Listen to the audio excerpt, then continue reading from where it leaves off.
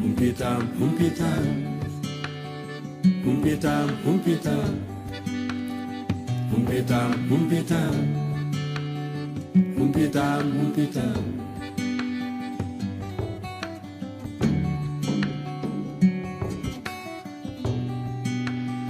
Jam nyalle mon, jam hire mon, jam wale mon, jam wete mon de taw non kono aduna o feccira bandiraɓe fulɓe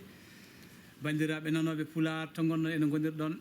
on calmina mon juurama on jettama humpitam hande ari adani on kadi jaam humpitam hande ari adani on beela en mbayri seeɗa kunal wonde dingiral ngal walla en mbayri seeɗa kunal wonde ayawo tadi kadi guesse internet en mbayri ɗum cetta kunal kono en gari e ngol lawol en garti kadi addande fulɓeɓe wonde kesam hesagu kespul joni joni o ma en jañño hen seego ta caggal en dokkiɗen kaalidu kan konngol so tawi o gaynima en jañño hen hol banggue mo jiɗɗen yarude e humpitam mo gadduɗen bandiraɓe joni joni so Allah jaaɓi inchallah. Assalamu aleykum jaam hiire mon rendo fulɓe to gonɗon to goninɗon nden kalla e moɗon hono no président men Abouba wini ɗum noon en puɗɗinoma émission ko fate galle fulɓe andude rewindade holno yarata joni noon nde wutte fondete e jullare jomum tawaka nde puɗɗon nde Abouba alano ɗo joni noon inchallahu rabbi ma onon nanoyiɗo e yesso ma o addano enen ko hesɗi e ko kala ɗo yarata kala ɗo ko manki famde yimɓeɓe kadi ma o loskino humpitano en joni noon nde wutte fondete e jullare yataw jomum tawaka machallah journaliste meɗon arti en tottitimo konngol ceernoɓe. No mbiɗen ni wonde Kalidou Kane o waddino e Amas to gonɗo ɗo e nder leydi Belgique yimɓe hewɓe ne gandimo omo waɗanno jewte kewɗe e radio ji kewɗi e waddino e mum ɗo hen kanko rewindino wonde walla kanko hedanno ɗo hen wonde galle fulɓe ɗo e nder Belgique walla ɗo e nder Bruxelles kanko hedanno ɗumen hen on banggue Kalidou Kane waddino makko yewtere ko fati affaire galle fulɓe en jogui no hani to leydi Sénégal e nder 2016 elle wonno so tawi en juumani walla so en jejjitani en filmino galle o wonde ƴewɗen wonde hoto galle o way to galle o yaranno gila 2016 faade hande noon ha ɗo galle o ko noon yarata kono ko ɓooyani ko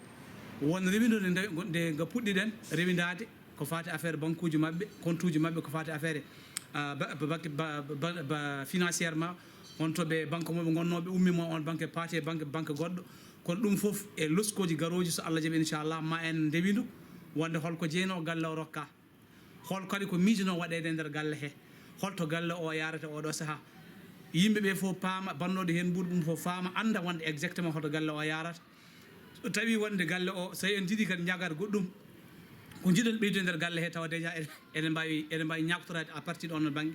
ɗaccon hakke jaafoɗon ɗo yesso so Allah jaaɓi inchallah wona tan humpitam arata hay Abou e Kalidou en jogori arde so Allah jaaɓi inchallahu taala rabbi Kalidou andi aɗa ɓuttide joni seeɗa ko mbeɗa confirme on mani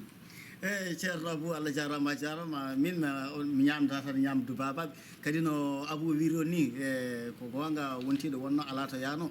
kadi ko wi on ngo so Allah jaaɓi inchallah mbatten hakkillaji e lekki pinal fulɓe nanɗo henna wona tan darani tan ko leñol ngol wona tan koye mumen darini ɗum noon bandiraɓe Allah jarama on jarama onon jiiri guite moon ko onon nandir noppi moon Abou e Kalidou ko artata kono humpitami hoore mum ko humpita on kala ko wawi kewde e nder dunde baba Adama he Allah jarama on jarama ha saaha goɗɗo so gueno ñaawi Minoɗami ko hitande duɓina yanatani yo tawa noon luttani min mi seera e miyen humpitam humpitam humpitam humpitam humpitam humpitam